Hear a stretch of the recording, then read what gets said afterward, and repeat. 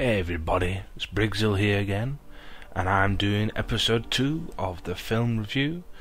This is coming at you weekly, and here it is again this week. Now this week I've watched another 4 films. Actually technically I've watched 6, but 4 of them I've got some notes for, in terms of what I think of them. Some I've seen more than once, and some I've seen for the first time, which is always nice to see. So the first film I'm going to start with today is called In the Name of the King, A Dungeon Siege Tale. Now, some of you will have seen this and will know what is going to follow in terms of my review.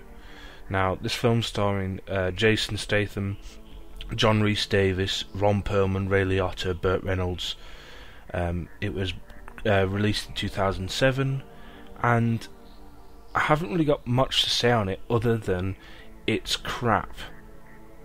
It is utter crap. You know, there's poor acting, there's poor storyline, the special effects are shit. It's just generally horrid. Now, this was fairly big budget for the time. Obviously, the actors should have been quite a good mix together, but they weren't. Some of the accents that the people tried to play were just horrible. I believe Jason Statham's accent in this was some kind of Americanized accent, and it was just horrible because, as you well know if you've ever watched a Jason Statham film, he is an Englishman, and most of the time he's portraying an American, and sometimes it works and sometimes it doesn't. And in this film, it doesn't work at all. The only character that was any good was John Rhys Davies. Now, the reason John Rhys Davies is so good is because he's been in so many films. Now, he's been in, he was in the Lord of the Rings films. He was Gimli the dwarf. He was in the Indiana Jones films, although his part was kind of not very big. But just from those 2 films alone, really gives the guy a bit of rep. And he doesn't let down in this film. He is very good. He plays a wizard in the film, and he plays it very well. You can definitely see why they chose him as a wizard. Now, in terms of the synopsis of the film, you start by seeing a character played by Jason Statham called Farmer. Now, he is a farmer, basically. His name is Farmer. He is a farmer. Now, to be honest, I don't know why they just couldn't give him a normal name instead of calling him Farmer. That seriously bothers me when you don't give characters proper names, and it just doesn't work. Now, this guy is miraculously great at fighting. He, for a farmer, he's miraculously good. He uses this boomerang weapon it's just cheesy. It is just a pile of cheese. Now, Ron Perlman is his best mate, he lives down the road, basically. He's also some kind of farmer as well, some kind of livestock farmer. And it's just generally quite horrible watching this film. He doesn't play a very good character, and on top of that, he is just... It just doesn't work. It just doesn't work. Ray Liotta is playing the bad guy. He's basically John Rhys Davies' nemesis, although there is also Burt Reynolds in the film that is basically playing the king of the kingdom, as it were. And what happens is Jason Statham's village is attacked. His son gets killed, his wife gets kidnapped, and it's about him going on an adventure with Ron Perlman and another fella. And their paths all cross, the king's and the wizard's paths all cross, and it inevitably comes to a slight plot twist in the middle somewhere. It's full of cheap, cheesy action. The main bad people group army are really called the Krug, I believe, or the Kug or something like that, and they're just horrible. It's just so poorly done. Now, IMDb does not disagree with me on this. They give it a 3.8 out of 10. I'm going to go even worse than that, and I'm going to say it was a 3 out of 10. If you have not seen this film and it's on TV, avoid it like the plague, because it is a pile of poo. This gets poo on toast rating for me. Do not watch it, do not rent it, do not buy it, avoid it completely. Now the next film is something slightly better in my opinion. It's called The Manchurian Candidate. It was created in 2004. It's starring Denzel Washington, Liv Schreiber and Meryl Streep and various other people that are not really major characters in it at all. IMDb gave it a rating of 6.7 out of 10. And I'll give you a bit of the synopsis. At the start, it focuses on a group of guys, a group of army soldiers who are in Kuwait during the Gulf War, the first Gulf War that is, and they go on a recon patrol. Denzel Washington is the leader, Liv Schreiber is the second in command, and then you've got the rest of the crew. Now what happens is they get ambushed in the on this patrol, this recon patrol, and it cuts. It doesn't show you the whole event, it shows you half of it until Denzel Washington gets knocked out, and then it cuts to the future. Now the future is 2004 basically. Denzel Washington has been promoted. He's doing a talk to some scout people, and he meets one of his fellow soldiers that was in the conflict with him that he commanded. And things start to spiral out of control. Now this film is, it's gritty, it's confusing, it's mind-boggling, it's interesting, it's thought-provoking. There's great acting on the part of Denzel Washington and Liv Schreiber. I'm not a fan of Meryl Streep in particular, but she does do a good performance in this. She does the evil bitch sort of role in this film, which is very well done. The film's quite political in its nature, because Liv Schreiber becomes a politician after this battle. Basically, he's portrayed as a hero after this battle. And it's all about a conspiracy around this battle in particular. What actually happened, who did what did who, that sort of thing. Who died, who didn't die, who killed who, that sort of thing. There are a lot of plot twists, some good, some bad, some you didn't really think of, some you thought of that I know that's going to happen, and it happens, but sometimes it comes back and it doesn't really make any sense.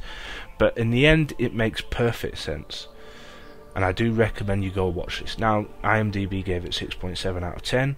I'd say that was about right. I'd give it a 7 myself. I'd round it up to a 7 and say it's a very gritty, decent film, and I definitely recommend it to anyone who likes those kind of thriller, kind of dramatic films, things that are a bit difficult to work out what is going on. Now the politics sometimes can be a bit difficult to follow, because it's all about American politics, as it's set in the States. But generally, it's fairly dumbed down, I think, for normal folk like us, so we kind of understand it. But generally, Denzel Washington and Liv Schreiber give really good performances. Meryl Streep's performance is fairly decent as well, although, as I said before, I don't particularly like her as an actress. Just not my thing, really, to be honest. And generally, I do recommend you renting this. I in fact even recommend you buying this, but I definitely think a rent first and see what you think, because I've watched it a couple of times and I really did enjoy it. You might need to watch it a second time just to get everything about what's going on, and don't expect too much action. There's a little bit of action at the start, and there's a little bit of action probably 3/4 of the way through, but generally it is very good. So I do recommend it. There's also a cameo for the actor who played Hitler in Downfall. He's playing some kind of I believe he's a Romanian doctor of some kind that Denzel Washington goes and sees, and I think his character's really good, and the actor who plays him, I think he's a really good actor. the next film I'm going to be reviewing is XMen First Class. Now, this film came out in 2011, 1st of June. It was released in the UK. I've seen it twice. The first time, obviously, you get an idea of how it's going to be, what it's going to feel like, and the second time you actually start to understand if you actually like it or if you dislike it, or how you feel about the characters. It's got a rating of 7.9 out of 10 on IMDb. It stars James McAvoy as Charles Xavier, Michael Fassbender as Magneto, and Kevin Bacon as the bad guy, Sebastian Shaw. Now, I like the way that this film kind of connected the dots in terms of how the characters of the X-Men came about. You know, how Charles Xavier was paralysed, how Magneto was so messed up. You know, why he was he turns into such like a bad guy, as it were. I also like the special effects of the film. The special effects are very fantastic. But there's still some inaccuracies that I don't like. For instance, some of the characters, like two of the mutants, the one who was like a butterfly, basically. Her name was Angel. I didn't like that character one bit. It just felt like another lady on the screen, you know, just to make up some more some more boobs, basically. And the other one was the sonar fellow, Banshee, I think he was. I just really did not like him at all as an actor and a character, and I'm slightly bemused why they added them to the film. I'm sure they could have come up with a lot easier, a lot better characters to bring into the film in the X-Men series. Now, a bit of the synopsis. The film is set in 1962. Roughly, the people are like, you know, play James McAvoy and Fassbender are probably in their 30s now, or late 20s, early 30s, and they kind of meet up in the worst circumstances. They both end up working for the government. Obviously, Charles Xavier is a professor in real life. Well, I say real life, in his life. So he was brought into the US government because his profession was mutants, basically, or genetics. Fassbender, or Magneto, was brought in because he was basically trying to kill Kevin Bacon. And it flowed very nicely, I thought. It didn't slow down. There was a couple of montage scenes where they were all training up and all this sort of kind of cheesy sort of nature. But generally, the US government enlists the help of the mutants with superhuman abilities to stop the malicious dictator, i.e. Kevin Bacon, who is determined to start World War III, because the events basically are showing or are portraying the events of the Cuban Missile Crisis, you know, when the Russians were moving missiles into Cuba and America obviously didn't like it.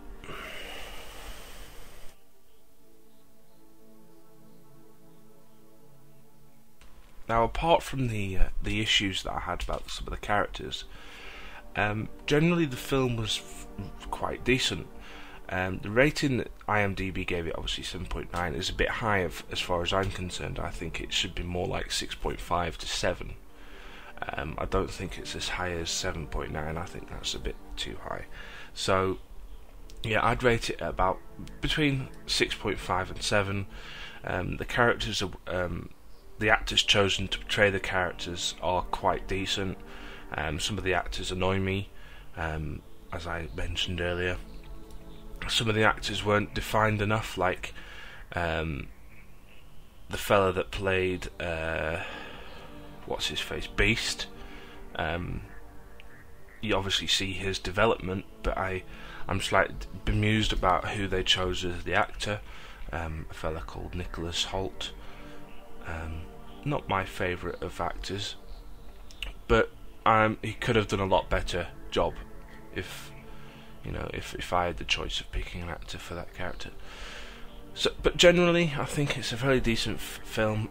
If you haven't already seen it, I do recommend having a watch. I probably wouldn't buy it myself. I probably would rent it, watch it, make up my mind properly if I want to then go and buy it. But as I said, I personally wouldn't buy it. I'd rent it. So that was X-Men First Class. The final film I'm going to review is Event Horizon. Now, this film came out in 1997, 22nd of August. It was released in the UK. It's rated as 6.4 out of 10. Technically, its genre is horror, but obviously it follows a sci-fi and mystery kind of genre as well. Now, the main characters are played by Lawrence Fishburne, Sam Neill. That's about it. Sean Pertwee has a good character in it that I think he plays very well. Now, the synopsis of this film is a rescue crew investigates a spaceship that disappeared into a black hole and has now returned with someone or something new on board. Now, I'll go into a little bit more detail about it.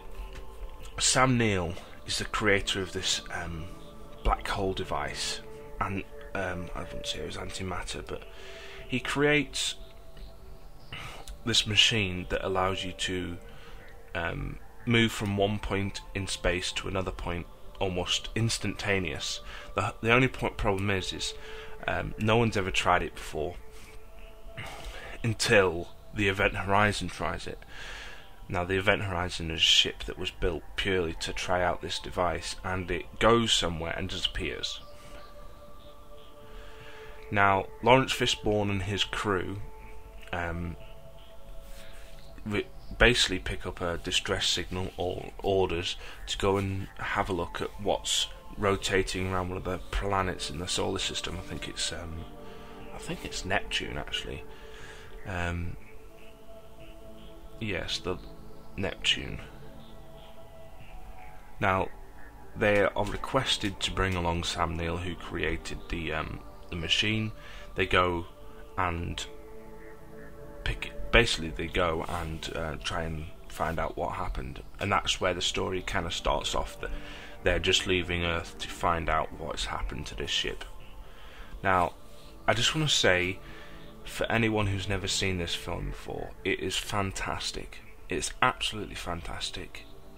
It's very, very, very claustrophobic in terms of, there's only like 10 people in the whole film. Let me have a look. 13 people in the whole film. That's all they needed, because it's about space, it's about the loneliness of space, it's about what could happen out in space. It's like Alien says, in space no one can hear you scream.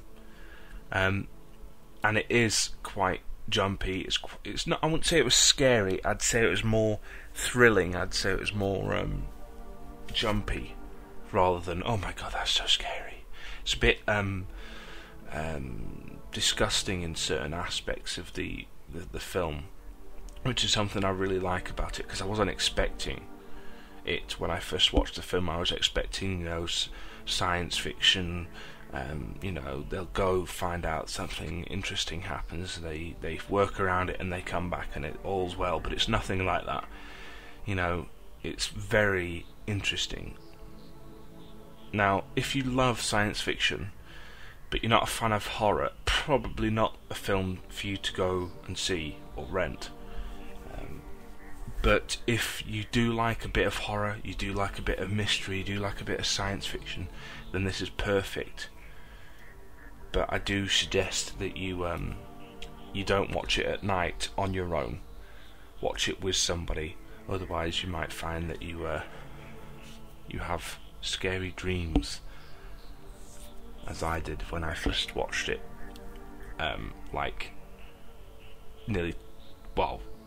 over 10 years ago now when I first watched it. I have to admit, this is one of my all-time favourite films ever. I watch it at least once a year. And I can't believe it's only got a 6.4 out of 10 rating on IMDb, to be honest. It should have more than that. I'd give it more like an 8, 7.5 to 8 would be a perfect score as far as I'm concerned. The characters are well defined, I think. They're very basic characters. You know, they go through a range of emotions that you would expect in their situation.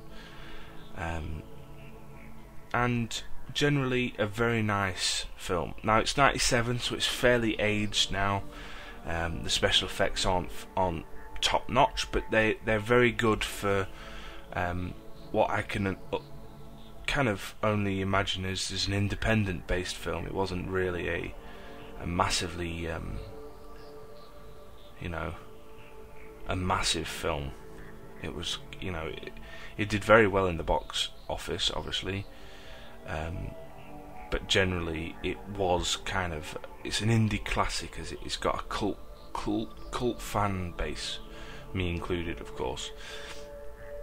So if you are in the like mind of me, and you like horror, science fiction mixed in together, then this is a perfect film to go and buy. I do recommend you buy it, but as I keep saying in pretty much every review that I've done so far, apart from the Dungeon Siege one, rent it first, watch it. If you love it, buy it. If you don't like it, then obviously you haven't wasted much money. Anyway, that's Event Horizon, and that's it for this week. I just want to say a big thank you for all those who have stuck by and listened to all this droning on about films that you may not have seen, or may have seen and maybe completely disagree with what I'm saying. But generally, thank you for watching and listening, of course, and hopefully we'll see you next time.